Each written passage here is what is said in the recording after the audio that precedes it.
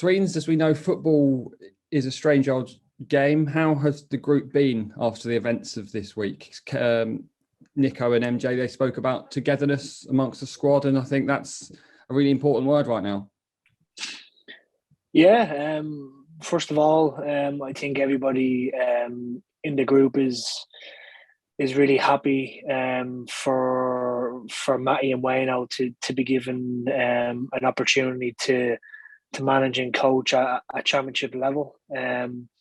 As tough as it has been for us as a club to kind of allow that to happen and kind of deal with the backlash of it, it's a great opportunity for both of them. And listen, they've been fantastic for this football club over the last 4 years or 5 years since Matty's been given the job, both as players previously and as coaches and managers. So first of all, I think everybody's really, really happy for them too. And I think we've reacted fairly well to it. It's come as a bit of a surprise for a lot of people, but I think for me personally, I've been kind of expecting something to happen, whether it was this week or whether it was at the end of the season. Something was going to happen with Matty purely on how we done last year and how we've kind of done this season so far. So we've coped with it fairly well. We've got a good group of lads, good group of humble lads. So we've been okay this week, and we've kind of helped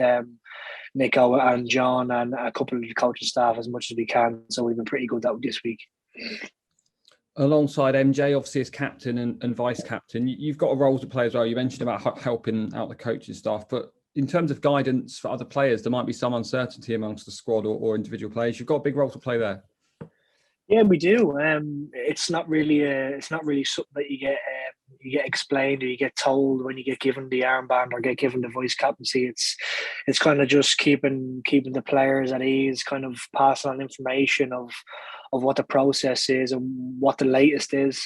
Taggy's been pretty open with me and MJ, with his door and his phone's always open. If any player is uncertain or has any questions about what's happened or what's happening in the future, then he'll answer as best as he can. So I think me and MJ's role is kind of being that barrier between players and board and helping Kev out as much as we can. And he's going to help us, and we've got to help him as much as we can.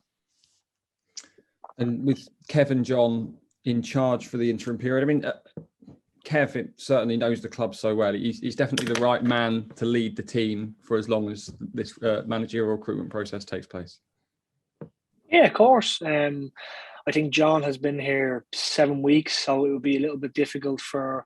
He's been a manager previously, but it's new. It's still new territory for him. Obviously, Kev's been here a number of years, and he's been a manager a good 3 years ago. So, listen, I think it wouldn't really matter who was in charge. I think we're that good of a group of players, and we're there's no big egos in our change room. We would have welcomed anybody, and listen, we understand it's not an easy position to come in and kind of take over.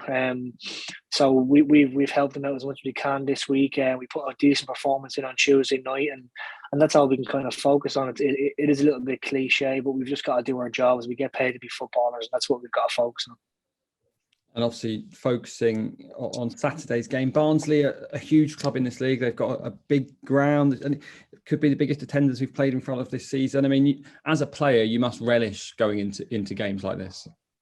Well, yeah, they've been a championship club for.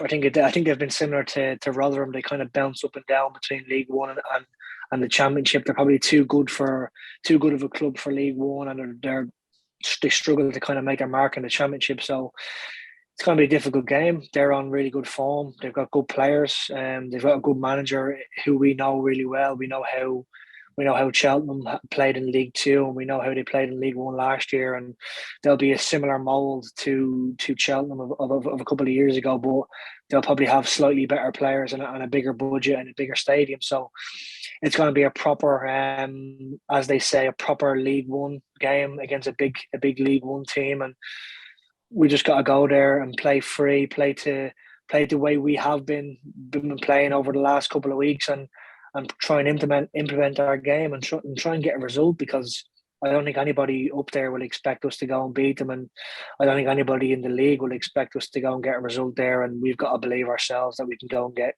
something from the game. And finally, then Matt J, baby MJ is due any day now. I think his partner's overdue. You went through that exact same thing a couple of months ago. Any advice for MJ, because his life's about to change dramatically very soon? Well, there's no advice anybody can give a partner, a male partner waiting for their female partner to give birth. It's purely, you just got to go with the flow. You're never ready for a newborn to come into the world, and it happens. Sometimes it happens fairly quick. Sometimes it takes really, really long. So MJ's got his feet on the ground. He's old beyond his years. I think he has been since he was 16 or 17. So I think he's well ready and well capable of supporting his partner and being a really good dad. So I'll have a little word with MJ when it happens, and if he needs any advice moving forward, which he probably won't take from me because I come in moaning and giving out every day about being tired. So I don't think he'll take advice from me. But if he wants it, I'm there, and he knows he can call me.